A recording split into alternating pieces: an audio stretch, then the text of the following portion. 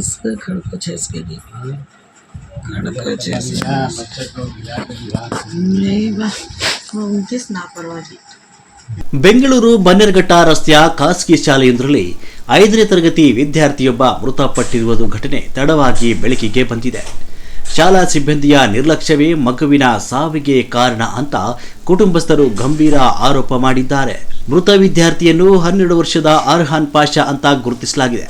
ಇವರು ಬನ್ನೇರುಘಟ್ಟ ರಸ್ತೆಯ viewers ಕಾಲೋನಿಯಲ್ಲಿರುವ new blossom ಖಾಸಗಿ ಶಾಲೆಯಲ್ಲಿ 5ನೇ ತರಗತಿಯಲ್ಲಿ ವ್ಯಾಸಂಗ ಮಾಡ್ತಿದ್ರು.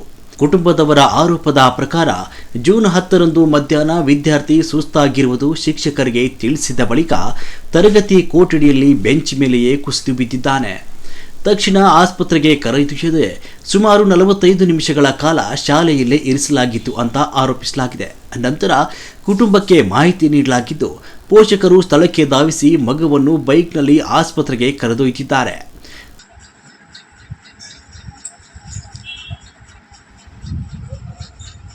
उनकी बच्चे की क्यूट को जा रही सब लोग फोटो है